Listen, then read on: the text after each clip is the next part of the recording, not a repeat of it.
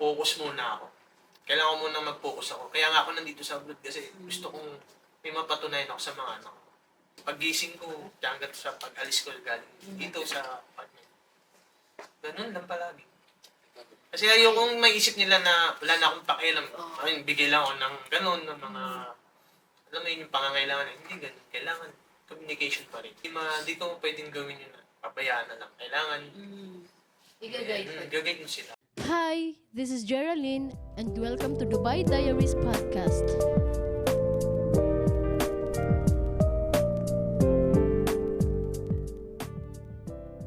Hi everyone! Welcome back to Dubai Diaries Podcast. In today's episode, makikilala natin ang isa sa mga kasama ko dito sa flat.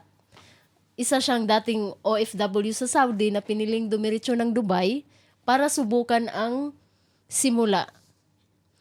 May dalawa siyang anak sa Pilipinas pero bilang isang single parent, tuloy lang ang laban. Pag-uusapan natin ang adjustment niya mula sa Saudi to Dubai, ang mga pagsubok niya bilang isang OFW at kung paano naghahanap ng mas bagay na landas para sa sarili niya. Let's all welcome my flatmate, Jason! Hi Jason, how are you? Jason. Yes po, Ate Bebe.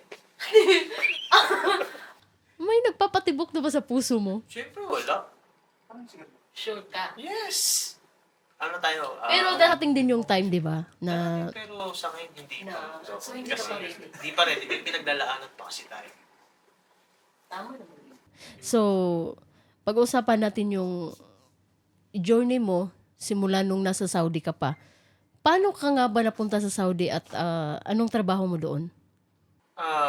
Actually, isang kaibigan ko na nasa Saudi noong 2022, siyang nagtanong ako sa kanya kung sa company niya kasi ang trabaho niya is waiter.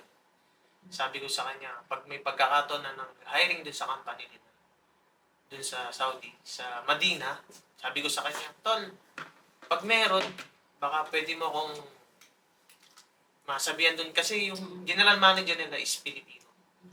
Ngayon, nung nagsabi siya sa akin, nung March or December, nag-hiring sa kanila. Ngayon, that time is, kompleto na ako ng requirements.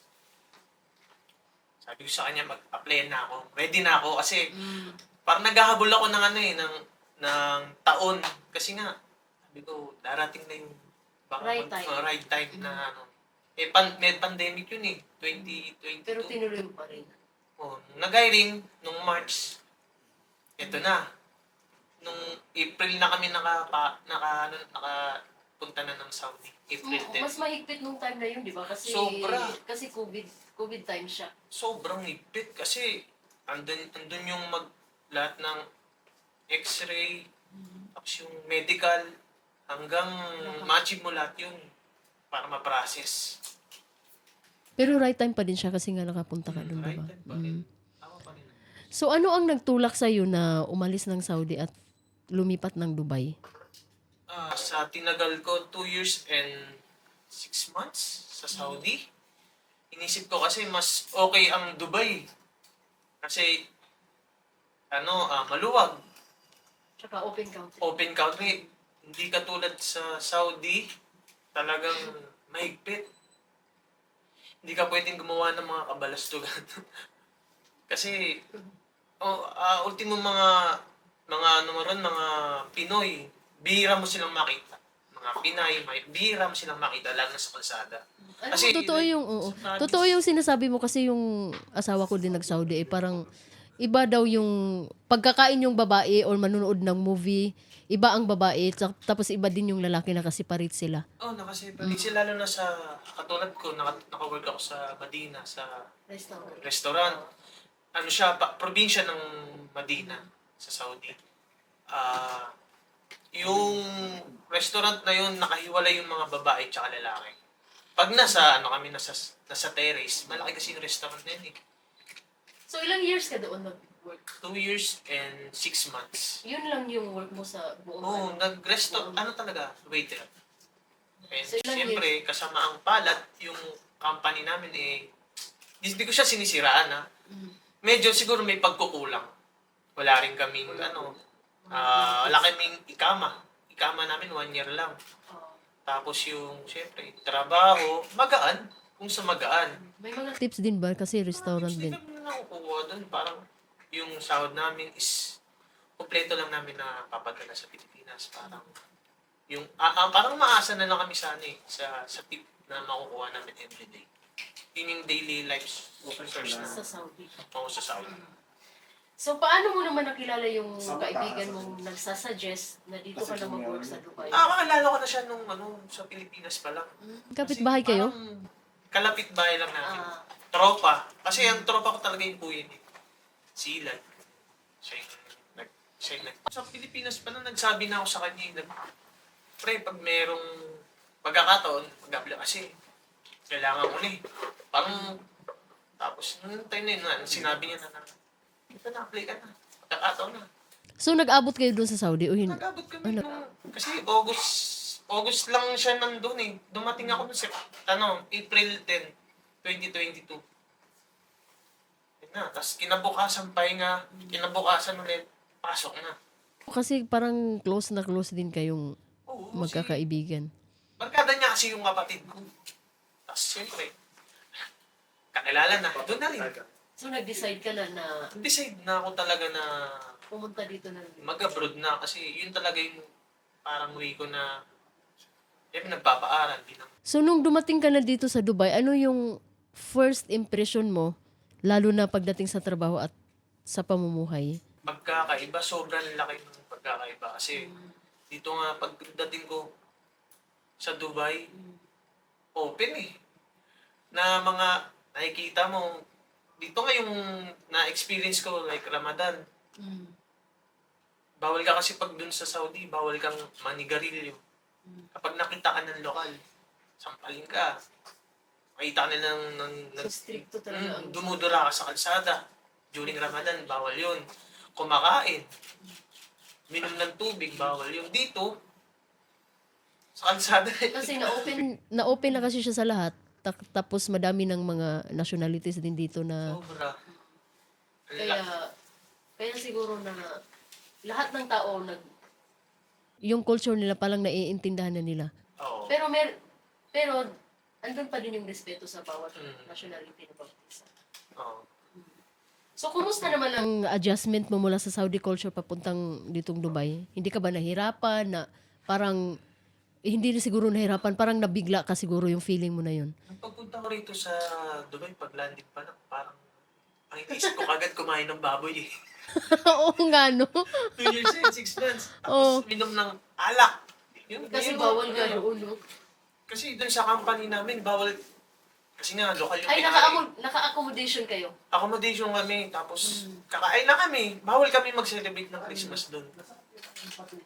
Pinagbabawal niya yung minom. Gagawa kami ng pinagbabawal na alak. Bawal. So, doon. nabigla ka dito sa Dubai? Kasi Dito, ganun oo. pala talaga siya ka-open. Hindi ko ini-expect na open may bilhan ng alak. Tapos, baboy, parang makakain ka kahit anong gawin mo. Basta may pera ka, syempre. Magagawa. Nakakagala naman kayo doon. Hindi kami makagala, gawa nga natatakot nga kami. Kasi Walang ikama. yung ikama namin, like dito Emirates, di ba? Yun, doon wala kaming ikama. Paso, pag nahuli ka, ikukulong ka eh. So, ganun to siya katindi na ano. Sobra ka higpit yung Saudi. Dadaanan ka nila. Tatanungin Checking ka. agad. May checking agad. Nag-check. Kahit sa mga like supermarket, bakala na ganun. May tumitingin. Tinatanong ka nila na kung may ID ka, may ikama. So, delikado pag magala-gala ka sa labas. Hindi kami makagala. Tsaka, wala ka nang magagala. Magastos nga eh. Oo nga, no? Magastos. Pag gumala ka, magastos. Pero iba naman yung marirefresh ka naman pag makakagala ka ng isang lugar. Parang hindi pa parang ano ba na trabaho ka lang ng trabaho. Syempre, kailangan din natin gumala kasi nagtatrabaho nga tayo, di ba? Siguro, gala na lang namin doon. Siguro mga 300 kilometers, mga ganun. Lakad lang namin. Kakain lang kami ng biryani, tapos kakain lang kami ng parata, mga ganun. Doon namin dinasanin sa mga Bengali namin kaibigan tsaka mga Pakistani. So ano yung na-miss mo sa Saudi? May na-miss ka ba sa Saudi? Siguro, Bukod sa mga tao ano yung na-miss mo? na-miss ko siguro yung parang holy place nila doon. Tahimik. Ganun yung na-miss Oo. namin doon eh. Kasi tahimik Unlike nga dito, siya, kasi no? dito, Ang mga tao dito, gabi nagagala pa. Tapos sa umaga, no, wala na. doon kasi sa... Ay, hindi, sa umaga natutulog pa. Tapos sa gabi, nagala pa sila. Oh. Alam mo, hindi kasi mapaglilibangan din talaga dun sa Saudi. So, gusto mo pa bang bumalik doon? Kung if ever na may choice ka pa? Bibigyan. Siguro ayoko na. Ayaw na talaga. Mas gusto ko na lang dito talaga sa Dubai. Sabi nga nila tsaga-tsaga lang, makakahanap ka rin. So, kumusta naman yung buhay pamilya mo? Sa family ko, syempre, kakaroon din ng mga problema, pero normal, magka-problema. Pwede ba bang ikwento ng kaunti ang tungkol sa pamilya mo sa Pilipinas? Sa Pilipinas, syempre, may dalawa akong anak, isang mag-11 sa May 12, 11 years old? isang mag-8. Yung panganay ko kasi mag-18 years old na siya sa November 8. So, pinaka-purpose ko talaga is Babae ba parehas? parehas babae. Kailangan kong makawis sa surpresahin ko bilang birthday niya. Ano yung pinaka-purpose mo na sinasabi mo? Kaya ako pumunta rito kasi sa Dubai, niisip ko makakahanap ako ng malaking sahod eh. Alipin nga ng dirhams eh. Yun, siyempre, nag-aaral. Magtatapos na ng grade 12 na yung taon. Tapos mga July or August, starting na ulit ng college na. Matinding Matinding bakbaka na naman yun. Oo na, matindi nga. Kasi nafe-feel ko yun eh. Kasi ganun din yung anak ko na parang next year pa naman siya graduate ng senior high. Tapos after nun, college. So, alam mo yun, dapat talaga mag-prepare ka ng ganun.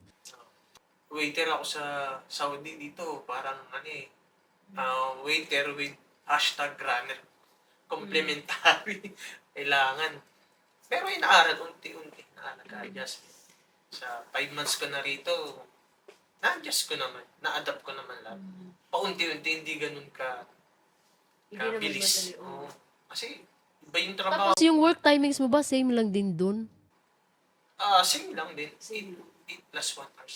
Yung oras niya sa gabi parang Pero, usually, panggabi ako palagi eh. dito. Sa Saudi, ako lagi nun. Pasok ko ng 6, uwi kami ng 3 o'clock. So okay naman yung Sabi yung sa panggabi, okay naman. Pero sabi nga nila hanap pa rin tayo ng mas magandang opportunity. kung papipiliin ka, ano bang yung gusto mong klaseng trabaho talaga? Ako gusto ko kasi, okay na ako dun sa ganung trabaho. Kasi nasanay na ako eh. Parang ano na kasi yan eh, profession mo na talaga ba? Parang Hindi naman sa profession, parang yun yung the best na makahanap agad ng trabaho. Lalo na ako, naging tourist ako. Isang buwan lang ng pag-aantay ko nakahanap. at least isang buwan ka lang talaga nakapasok ka kaagad. May mga, di ba dito na tayo sa Dubai, may mga plano ka pa ba sa career mo habang andito ka? Aside sa, Siguro, kung makapagtapos, iniisip ko na lang talaga ngayon is makapagtapos yung mga anak ko. Yung panganay ko kasi, yung bunso ko medyo di pa ganun kalaki yung gastusin. tapos yung magka-college pa, anong course pa ang kukunin niya? Yun ang May nagplano na ba nursing siya? pa. Oo. Yun nga lang. Pero alam ko kaya mo yan eh. Kasi nakaya nga ng lahat. Why not? Why not naman sa'yo? Kakayanin naman yun kasi hindi pa ganun may naipon naman kahit pa paano. May para sa kanila dalawa. Kung may babalikan ka sa nakaraan, may babaguhin ka ba sa naging desisyon mo sa pag-abroad? Siguro kung ibabalikan ako, yung hindi ko pag-abroad ng mas maaga. Para mas maaga sana akong nakapagpaipon pa ng pera. Para siguro kung maaga ako, nag-abroad ka ng ilang taon? oo. Ilang taon ka nung nag-abroad? Abroad ako, 36 na eh. 36? 35. So 50 ka na pala ngayon? Hindi ano? Grabe siya. Oo, di ba? Hindi. 36 ka nag-abroad. 34 ako nag-abroad. 33 ako Oo, sa nag-abroad. 33 ka. So, gusto mong maging nasa mga 20s, ganun. Gusto ko 20s. nai-enjoy mo pa yung ano mo noon eh. Oo. So, wala talaga sa isip mo. Wala, sabi nga nila, kung panahon eh. May timing talaga. Tapos yung decision mo kung buo na, Oo. Alam mo yung dumating ka sa time na parang wala akong makuha dito tapos nakita mo yung anak mo na lumalaki tapos may hihingi, hindi mo lang maibigay. Oo, yun O yung yun yung masakit. Yun, masakit yun sa isang parent. ang hihingi sa'yo tapos Hindi mo hindi mo maibigay. nabigyan yung anak mo. Yun yung masakit. Kasi that's trabaho. Ang nangyari lang sa Pilipinas, trabaho ka lang ng trabaho. Puro ano ka nang labas ka na ng pero wala ka na eh. Pero at least dumating ka sa point na buo talaga yung desisyon na ito talaga parang gusto ko nang mag-abroad dahil ba sa mga anak yun. mo or dahil sa may nangyari Yun din. talaga yung yung pinaka gusto kong nangyari talaga. Kasi gulo ko makagraduate lang sila eh. After nun, back to na ako. Ayoko na. Pahinga na. Eh, hindi tayo susuko. Ganun pa. Paano mo nakikita mo yung sarili mo? 2 to 3 years from now, ano yung nakikita mo? Siguro. Kulang pa yung 2 to 3 years eh. Gusto ko pa dagdagan mga 5 years kasi na 5 years pa yung Tapos pa yung mag-exam pa. Nursing 4 years. 5 years. Kailangan mo talagang prepare ka talaga financially. Sa financial talaga prepare. Kailangan ko mag-pin ng mas pa. Siguro yun na yung best na achievement mo Yun. para sa sarili mo na makapagtapos. Wala akong kayamanan pero education na ibibigay ko sa mga anak ko. Hindi mo nakikita yung sarili mo na mag-aasawa, parang ganun. Ay, siguro, nandiyan lang naman yan eh. Hindi mo naman yan pwedeng tuklawin na. Kasi sa puging-pugi mo na yan, imposible na walang magkakaano sa'yo. Pero naman, may mga pero hindi ko muna sila, hindi muna natin pwedeng, doon muna tayo sa focus. Focus muna ako. Kailangan ko muna mag-focus ako. Kaya nga ako nandito sa abroad kasi gusto kong may mapatunayan ako sa mga anak ko. So ano yung kina-inspire mo para bumangon araw-araw? Mas kami. Alam ko na talaga yung ganda talaga yung sagot mo rin is coffee. Bangon tayo, siyempre, kailangan natin lumaban. Single nga tayo, single parent eh. Kasi sila lang yung pag-asa. Sila yung umaasa sa atin. Kahit na mahirap, tiyagaan lang natin. Laban lang. Paano mo hinahandle ang pagiging malayo sa mga anak mo? Siguro yung tulad nga ng sabi ko kanina na nag-uusap kami, hindi nawawala yung komunikasyon namin sa mga anak ko. Every Sunday sabi ko magsimba kayo palagi. Hindi mo palagi, or Sunday ko. Tapos pupunta sila ng church. Kasi yung nanay ko, tsaka tabi ko, lagi every Sunday nasa hining mas sila lagi sa mga karamdaman din. Ganun. So andun siya sa parents mo? Sa parents mo? Sa mother's side ko. Minsan parang biyanang ako nandun. Nung simula nung nag-abroad ka, saan mo sila sa parents mo talaga? Nag-abroad. Nung nag-start ako Oo. nandun na talaga sa Sa nanay mo? tatay. Doon na talaga nanganak sila. Ay, pinanganak sila. Nandun na sa bahay. Kung may isang bagay ka na gustong marinig mula sa mga anak mo, ano yun? Pauwi ka na. Hindi pa naman pwede. Ang gusto ko lang is, wag mo na magbo-boyfriend. Mag-aral lang. Yung anak mo, yung gusto mong marinig mula Gusto sa kong kanila. marinig sa kanila is, Oo. yung sasabihin lang nila, ingat ka dyan palagi. Mahal ka namin. Ganun lang. Hindi ba lagi naman kayong nagvi-video call? Hindi Oo. ako nawawala dun sa every pag-gising ko, hanggang sa pag-alis ko galing dito sa apartment. Ganun lang palagi. Kasi ayokong maisip nila na wala na akong pakialam. Ay, bigay lang ako ng ganun, ng mga, alam mo yun yung pangangailangan. Hindi ganun. Kailangan communication pa rin. Kasi doon mo sila, kahit malayo tayo sa isa't isa ba, parang ganun. Doon mo sila ma-advise somehow, mag-guide mo. Para namang nasa ka dun eh. Parang andun ka din, di ba? Pag nag-video call kayo. Everyday, Oo, everyday. Oo. Kahit ako nakikita ko naman yun sa inyo na parang ka talaga sa mga anak mo, parang close. Di ko pwedeng gawin yun na. Pabayaan na lang. Kailangan, gagawin mo sila. Anong maipapayo mo na maibibigay mo sa mga single parent na gustong mag-OFW? Tulad nga ng sabi ko, kung gusto nilang mag-abroad, lakasan na ng loob. Tatagan lang nila. Huwag silang susuko.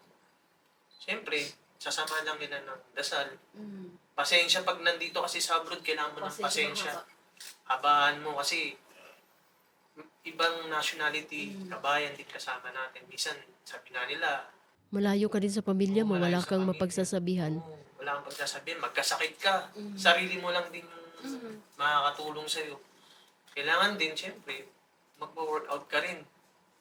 Para maiwasan mo yung mga stress. Ka makikinig ng mga ng mga love song.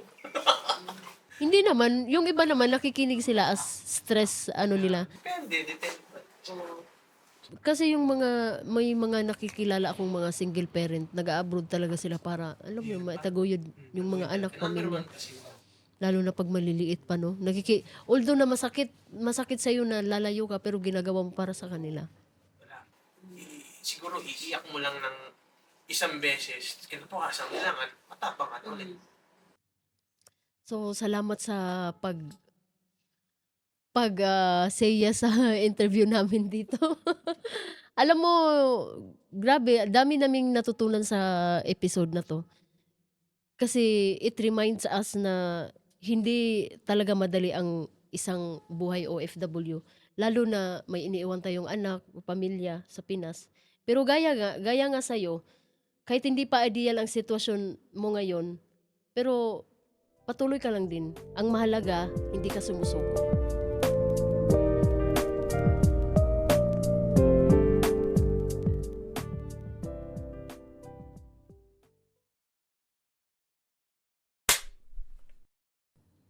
So, paano mo hinahandle ang pagiging malayo sa mga anak mo? Ayun nga, yung sabi mo kanina. Inaantok na ako. Katulog na ako. So, okay na. Yung next time. Yung next na.